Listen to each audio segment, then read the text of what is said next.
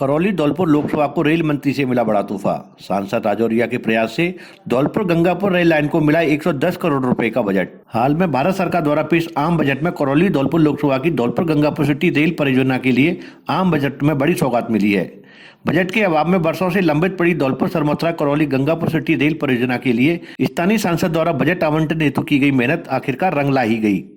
भारत सरकार के आम बजट में विभिन्न रेल परियोजनाओं को पूर्ण करने के लिए रेल मंत्रालय को आवंटित budget Dholpur Sarmathura Karauli Gangapur city rail परियोजना को पूरा करने के लिए इस वित्तीय वर्ष 110 करोड़ रुपए का प्रावधान किया गया है। रेल मंत्रालय को आवंटित बजट में उत्तर मध्य रेल प्रयागराज के विभिन्न रेल परियोजनाओं को मिले budget Dholpur Sarmathura Karauli Gangapur city rail line को 110 करोड़ रुपए आवंटित किए जाने से अब इस परियोजनाओं को विकास के पंख लगेंगे। सांसद राजौरिया ने बताया कि यह रेल परियोजना उनके क्षेत्र की अत्यंत महत्वपूर्ण रेल परियोजना है। इसके लिए वह लगातार प्रयासरत हैं।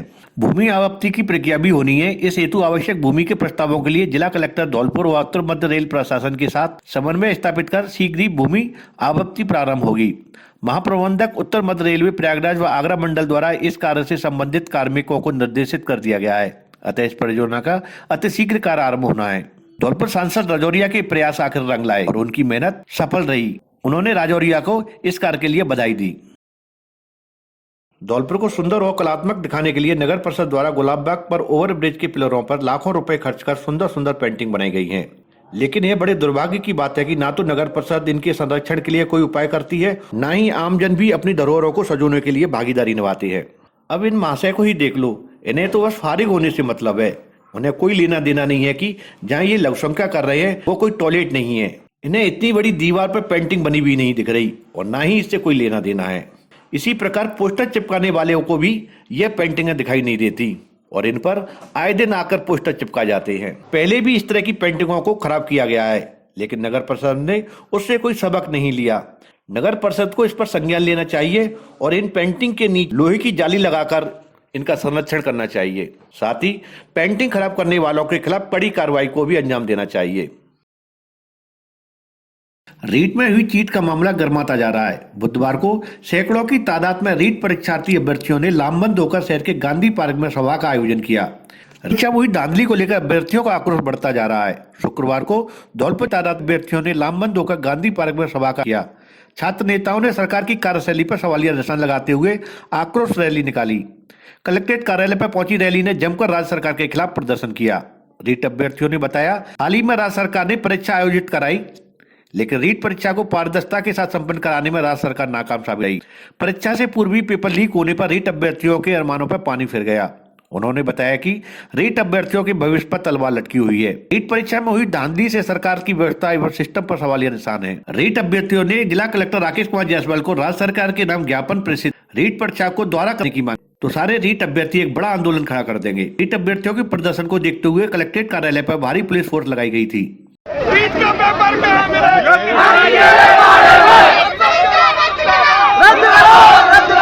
मैं सरकार से चाहती हूँ कि रीट परीक्षा रद्द हो, क्योंकि सरकार ने एक भी पेपर में सही ढंग से नहीं कराया है। ये रीट के पेपर जितना घोटाला हुआ है उसमें गरीब बच्चा एक भी नहीं लगने वाला, क्योंकि 40,000 पेपर पहले ही बिक चुके हैं। जो गरीब बच्चे हैं वो रह जाएंगे। 26 सितंबर 2021 को पेपर होने से लेके आज तक यहाँ जितनी भी भीड़ है, कोई एक घंटे चैन से नहीं सो पाया। जिसके नंबर 130 है वो भी चिंता में है, 35 है वो भी चिंता में है, जिनके पेपर खराब हुए हैं वो भी चिंता में है। अगर रीट परीक्षा रद्द नहीं हुई तो ये आंदोलन इतना क्रुद्ध होगा, इतना बड़ा होगा कि सरकार को वापस अपने सारे फैसले लेने पड़ेंगे। राष्ट्रीय क्षय उन्मूलन कार्यक्रम के अंतर्गत आशा सहयोगिनी और आंगनवाड़ी कार्यकर्ताओं द्वारा समुदाय में नए टीबी रोगी की खोज करने पर 500 रुपए की प्रोत्साहन राशि देय होगी। सीएमएचओ डॉक्टर गोपाल प्रसाद गोयल ने बताया कि राज्य स्तर से प्राप्त निर्देशानुसार राष्ट्रीय क्षय उन्मूलन कार्यक्रम के अंतर्गत आशा वर्कर और आंगनवाड़ी कार्यकर्ता द्वारा समुदाय में नए टीबी रोगियों की खोज करने पर 500 रुपए की प्रोत्साहन राशि दी जाएगी। उन्होंने बताया कि आशा सहयोगिनी एवं आंगनवाड़ी कार्यकर्ताओं को नए टीबी रोगी खोजने में प्रमुख योगदान रहा है। इसी संदर्भ में कार्यकर्ताओं को प्रोत्साहन करने के लिए गाइडलाइन अनुसार प्रथम सूचना प्रदाता प्रोत्साहन राशि 500 रुपए का भुगतान डीबीटी के माध्यम से किया जाएगा। जिला कलेक्टर द्वारा चलाए जा रहे 100% वैक्सीनेशन अभियान के अंतर्गत रोटरी क्लब मचकुंड द्वारा न्यू एरा पब्लिक स्कूल में वैक्सीनेशन शिविर का आयोजन किया गया, जिसमें 100 से अधिक विद्यार्थियों ने वैक्सीनेशन कराया। इस अवसर पर उपस्थित विद्यार्थियों को संबोधित करते हुए रोटरी क्लब मचकुंड के अध्यक्ष अजय अग्रवाल ने कहा कि वैक्सीनेशन से शरीर में रोग प्रतिरोधक क्षमता में बढ़ोतरी होती है तथा वैक्सीनेशन पूरी तरह से सुरक्षित है। उन्होंने कहा कि इस प्रकार के आयोजनों से धौलपुर जिला 100% वैक्सीनेशन जिलों में शुमार हो जाएगा। इस अवसर पर विद्यालय की व्यवस्थापिका दीपाली बेरी ने कहा कि जिला कलेक्टर महोदय द्वारा विद्यालय स्तर पर चलाई जा रही वैक्सीनेशन अभियान काबिल तारीफ है। इसमें विद्यार्थियों को परेशान नहीं होना पड़ रहा है और एक छत के नीचे ही वैक्सीनेशन हो रहा है। इस अवसर पर क्लब के सचिव दीपक प्रताप सिंह और विद्यालय के निदेशक अभिनव बेरी द्वारा वैक्सीनेशन अभियान में भाग लेने वाली अध्यापिका श्रीमती प्रियंका ढाका, श्रीमती संध्या चौधरी, पवन कुमार, ANM अनीता कश्यप का सम्मान करते हुए उन्हें स्मृति चिन्ह भेंट किए। वैक्सीनेशन के बाद विद्यालय के छात्रों ने थैंक यू जिला कलेक्टर सर बोलकर प्रशासन का आभार व्यक्त किया। बालिका शिक्षा को बढ़ावा देने एवं उनके सर्वांगीण विकास के लिए अनेकों प्रकार की योजनाएं सरकार द्वारा चलाई जा रही हैं।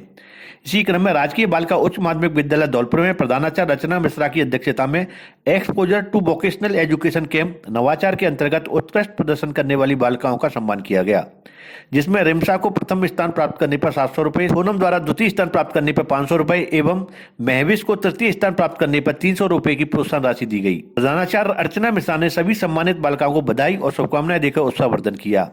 इस अवसर पर व्याख्याता भगवान सिंह मीणा, वरिष्ठ सहायक पुष्पेंद्र सोलंकी, अध्यापक प्रवीण फौजदार, गर्मा गर्ग, वोकेशनल शिक्षक शिवानी सैनी, आशा शर्मा सहित अन्य मौजूद रहे।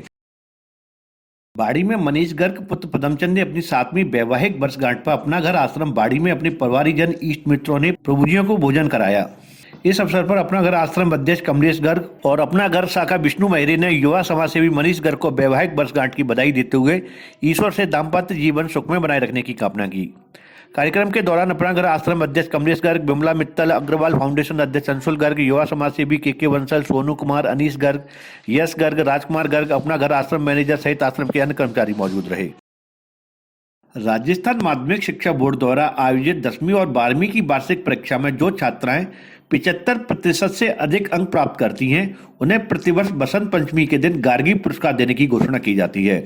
इसके पीछे राज्य सरकार का मकसद बेटियों को उच्च शिक्षा की ओर आकर्षित करना होता है। इस पुरस्कार के अंतर्गत 10वीं की छात्रा को 6,000 रुपए और 12वीं की छात्रा को 5,000 रुपए की राशि दी जाती है। इस बार बसंत पंचमी पर सरकार की ओर से गार्गी पुरस्कारों की कोई सक्रियता नहीं दिखाई गई है। इसलिए यह सवाल उठता है कि क्या राजस्थान की 7 लाख बेटियां पुरस्कार और प्रोत्साहन राशि से वंचित हो जाएंगी। इसलिए यह सवाल उठना लाजमी है कि क्या राजस्थान की 7 लाख बेटियां पुरस्कार और प्रोत्साहन राशि से वंचित रह जाएंगी।